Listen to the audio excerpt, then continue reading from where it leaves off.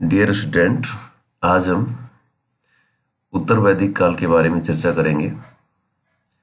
इससे पहले देखा था कि जब आर्य आए थे 1750 से 1500 ईस्वी पूर्व के मध्य, और उसके बाद किस प्रकार वो यहाँ पर उन लोगों का निवास स्थान रहा, उसके बारे में काफ़ी चर्चाएं की। और उसके बाद देखते हैं कि चूँकि वैदिक काल के निर्माता के रूप में आर्यों को ही माना जाता है, और यहाँ वैदिक काल को दो भागों में हमने बांटा था, ऋग्वैदिक काल और उत्तर वैदिक काल। ऋग्वैदिक काल 1500 बीसी से लेके 600 बीसी तक का काल माना जाता है, और उत्तर वैदिक का काल 1000 बीसी से लेके 600 बीसी के मध्य माना जाता है।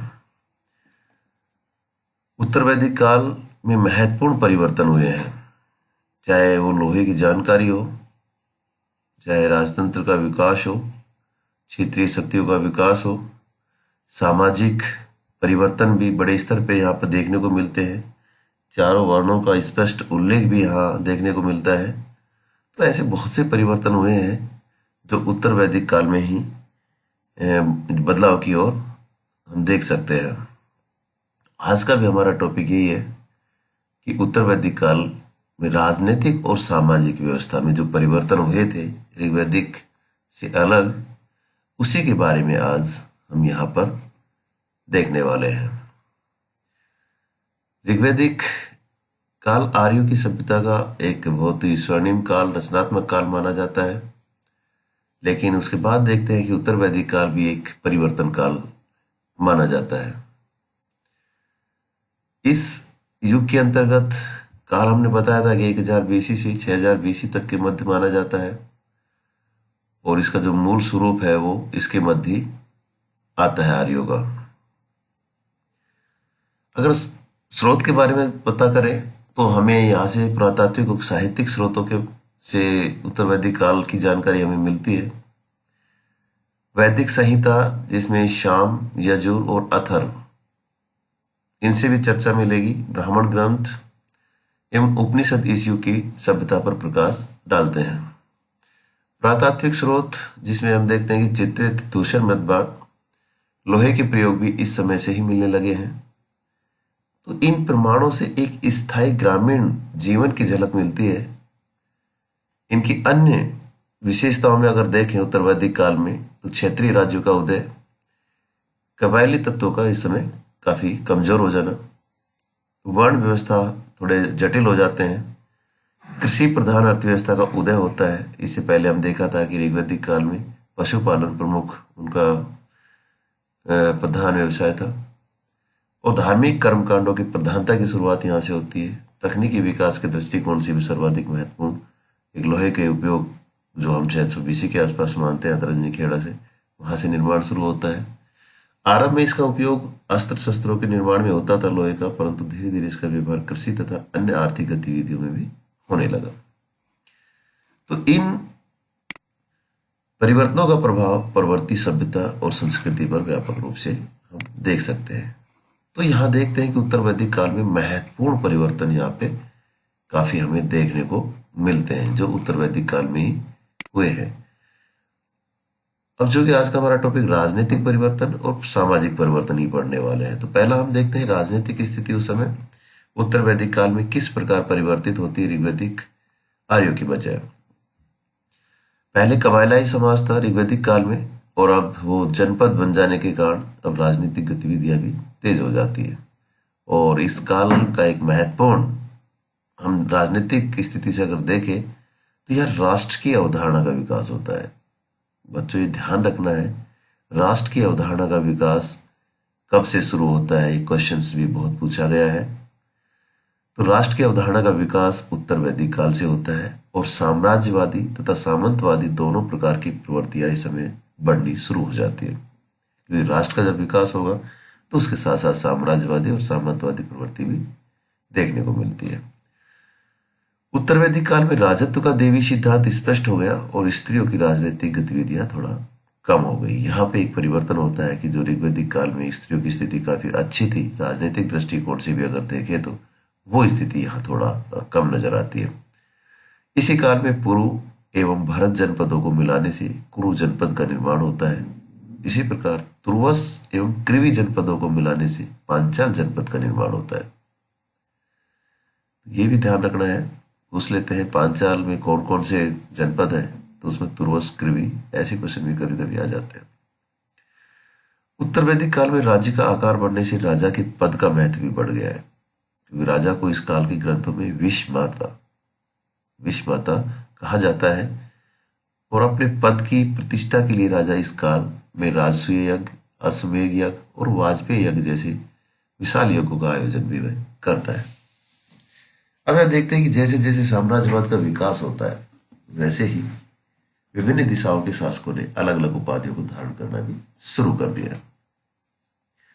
जिसे पूर्व के राजा को सम्राट, पश्चिम के राजा को सुराट, उत्तर के राजा को विराट, दक्षिण के राजा को भोज और मध्य देश के राजा को राजा की उपाधि धारण करते थे उस समय।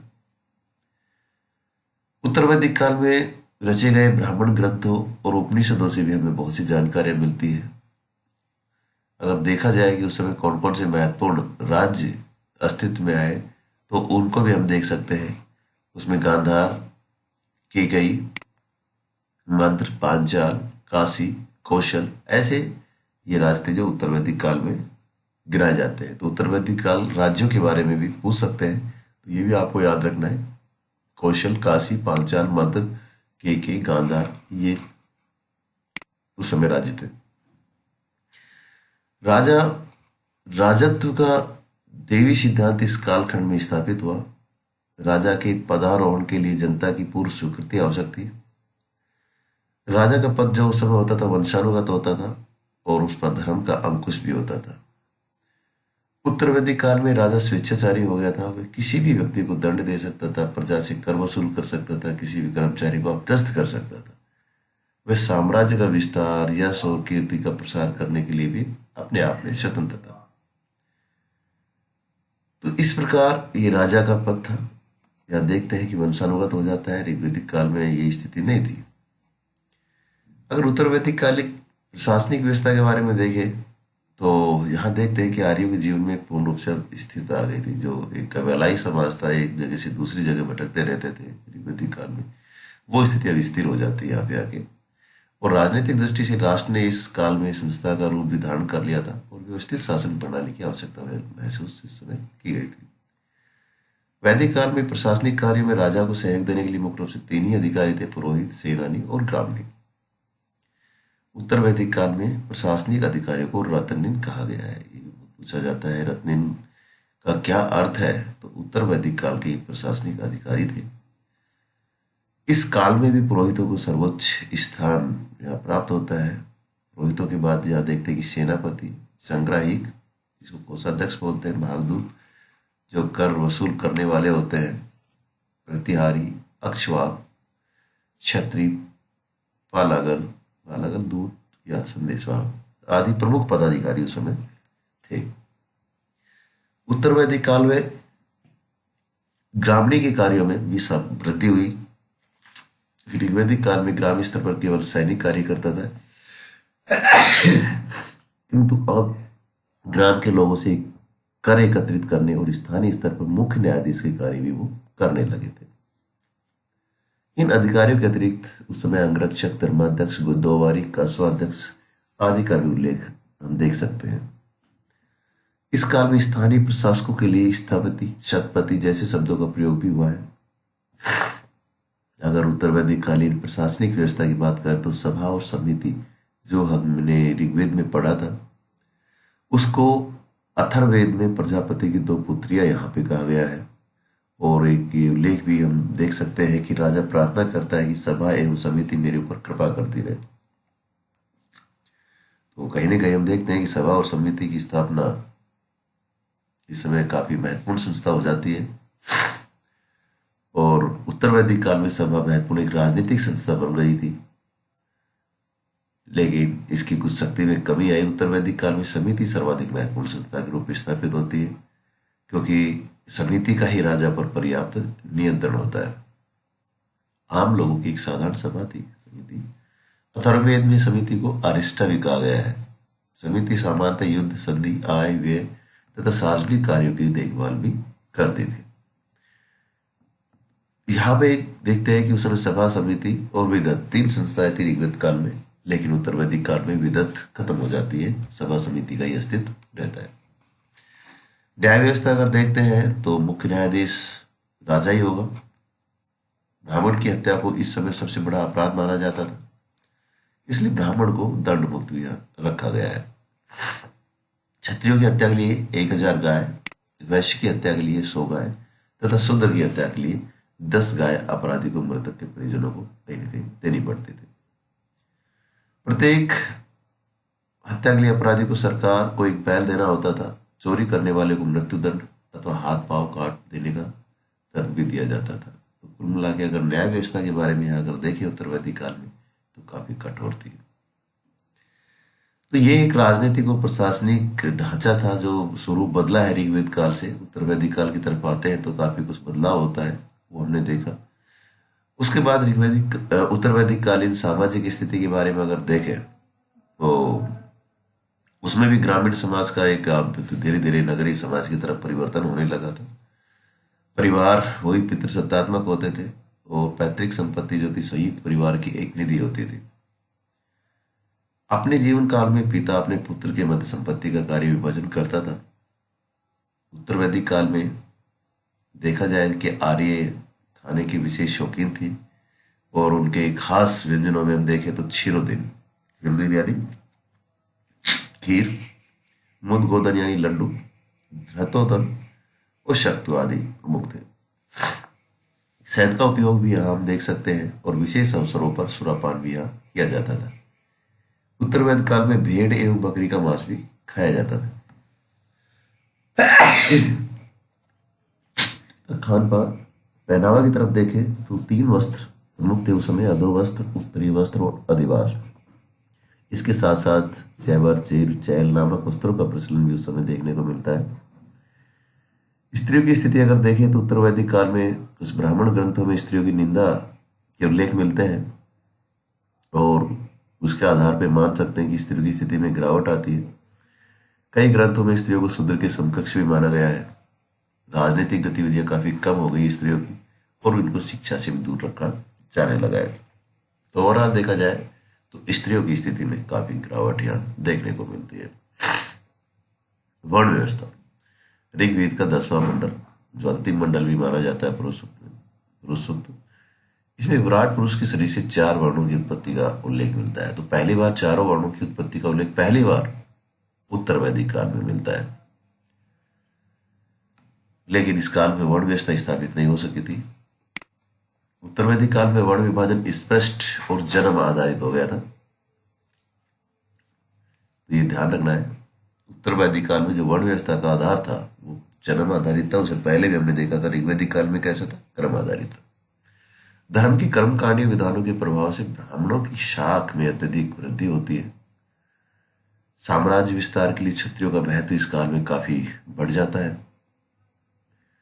ब्राह्मण और क्षत्रिय बहुत बड़ी संख्या में अनुत्पादक हो गए और उनके भरण पोषण का दायित्व तो वैश्यों पर आ गया था, इसलिए वैश्यों की स्थिति यहाँ खराब हो जाती है।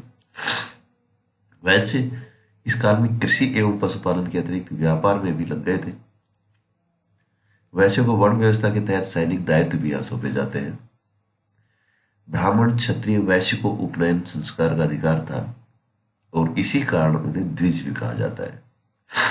तो आपको याद रखना है, द्विज शब्द पूछा जाता है तो इसके अंतर्गत ब्राह्मण, क्षत्रिय और वैश्य तीनों आते हैं। इनको द्विज कहा गया है और उसका मतलब है कि वो उपनयन संस्कार के अधिकारी हो जाते हैं। अब गोत्र व्यवस्था के बारे में अगर देखें तो गोत्र की जो संकल्पना है वो ऋग्वैदिक काल में भी थी, पर उसने संस्थापक रूप नहीं लिया था। संस्था के रूप में गोत्र का उल्लेख सर्वप्रथम अथर्ववेद में मिलता है। ये भी पूछा जाता है कि गोत्र का सर्वप्रथम उल्लेख अथर्ववेद में मिलता है और वो उत्तर वैदिक काल में। गोत्र का शाब्दिक अर्थ होता है गोष्ठ। गोष्ठ उस स्थान को कहा जाता है जहां संपूर्ण कुल की गो संपत्तियां एक साथ रखी जाती है। उत्तर वैदिक काल में गोत्र सामुदायिक जीवन का आधार हो गया और इस काल में समगोत्र विवाह निषिद्ध हो गया, अर्थात एक ही गोत्र के स्त्री और पुरुष का विवाह नहीं हो सकता था। तो गोत्र की अवधारणा जो एक सामुदायिक जीवन का यहाँ पे आधार बन जाती है, वो हमें अथर्ववेद में स्पष्ट रूप में एक संस्था के रूप में मिलती है। आश्रम व्यवस्था को अगर देखा जाए तो उत्तर वैदिक काल में आश्रम ने एक व्यवस्था का रूप ले लिया और आरंभ में 3 आश्रम प्रचलित हुए थे, ब्रह्मचर्य, गृहस्थ और वानप्रस्थ आश्रम। आश्रम व्यवस्था का सर्वप्रथम उल्लेख छांदोग्य उपनिषद में मिलता है। ये क्वेश्चन भी पूछा जाता है, आश्रम व्यवस्था का सर्वप्रथम उल्लेख कौन से उपनिषद से हमें मिलता है? तो छांदोग्य उपनिषद। उत्तर वैदिक काल के अंत में आकर चौथा आश्रम भी प्रचलित हो जाता है, जिसे संन्यास आश्रम भी कहते हैं। तो सर्वप्रथम ज्वाला उपनिषद में चारों आश्रमों का उल्लेख मिलता है। तो ये क्वेश्चन भी बार बार रिपीट हुए हैं कि चारों आश्रमों का उल्लेख पहली बार किस उपनिषद में स्पष्ट रूप से उल्लेख मिलता है? तो वो था ज्वाला उपनिषद। उपनिषदों में वानप्रस्थ एवं संन्यास आश्रम को विशेष महत्व दिया गया है, परंतु गृहस्थ सर्वाधिक प्रचलित था उस समय। विवाह प्रथा के बारे में अगर देखें तो सामाजिक दृष्टिकोण से विवाह का बहुत महत्व माना जाता है, क्योंकि अविवाहित व्यक्ति को यज्ञ का अधिकार नहीं था। तो ये एक बहुत बड़ी बात है। वैदिक ग्रंथों में उल्लेख है कि ब्रह्मचर्य कन्या युवान विंदते पति, जिसका अर्थ है कि कन्या वर की प्राप्ति के लिए ब्रह्मचर्य का पालन करती। विवाह को धार्मिक महत्व भी प्राप्त था। उस समय दहेज प्रथा का कोई लेना देना नहीं था। उत्तर वैदिक काल में जाति प्रथा काफी कठिन नहीं थी, इसलिए अंतरजातीय विवाह प्रतिबंधित नहीं थे। ऋग्वेद में भाई बहन पिता पुत्री के विवाह का निषेध है, जबकि शतपथ ब्राह्मण में तीसरी या चौथी पीढ़ी तक के संबंधियों के विवाह के बीच विवाह निषेध माने गए हैं। बहु विवाह का प्रचलन उस समय था। वैदिक साहित्य में राजाओं की अनेक पत्नियों का उल्लेख भी मिलता है। मैत्रायणी संहिता में मनु की 10 पत्नियों का उल्लेख मिलता है। इसी प्रकार अथर्ववेद में शोधन शब्द का भी हमें उल्लेख मिला है। ऐत्रेय ब्राह्मण में अगर देखा जाए तो एक व्यक्ति एक ही समय में एक से अधिक पत्नियां रख सकता था। इससे ऐसा आभास मिलता है कि भिन्न भिन्न समय में स्त्रियों की अलग अलग पति हो सकते थे। अथर्ववेद में दिदुसु और परपूर्वा का उल्लेख है। दिदुसु शब्द से उल्लेख मिलता है कि विधवा अपने देवर से विवाह करती थी, जबकि परपूर्वा शब्द से ज्ञात होता है कि स्त्री दूसरा विवाह भी कर सकती थी। एक विवाह प्रथा का एक जो उत्तर वैदिक काल में प्रचलन था, बहुत सामाजिक दृष्टिकोण से महत्वपूर्ण था और यज्ञ करने के लिए भी विवाह का होना बहुत आवश्यक था। और उसकी कुछ काल में जो जाति प्रथा इतना नहीं था, तो अंतरजातीय विवाह पर भी प्रतिबंध नहीं था। अतिथि देवो भव जो एक परिकल्पना है कि वो कहीं ना कहीं अतिथि के बारे में भी हम यह देखते हैं उत्तर वैदिक काल में कि अतिथि को भी यज्ञ के समकक्ष महत्व यहाँ दिया जाता था। ऐसा अथर्ववेद में हमें उल्लेख मिलता है। अतिथि के आगमन को सौभाग्य सूचक तथा कृपा स्वरूप माना जाता था। सत्य एवं प्रिय वचन के साथ साथ ऋण मुक्त भी आवश्यक समझी जाती थी। सामाजिक शांति व्यवस्था तथा सहयोग को आवश्यक समझा जाता था। तो अतिथि सत्कार करना भी उत्तर वैदिक काल की एक बहुत महत्वपूर्ण कड़ी हम यहाँ देख सकते हैं। और अतिथि देवो भव की संकल्पना भी हम देख सकते हैं कि उत्तर वैदिक काल से निकल के आती। तो ये एक सामाजिक संरचना का एक ढांचा रहा उत्तर वैदिक काल में, जो काफी मुझे लगे परिवर्तन जो इसमें हम देख सकते हैं।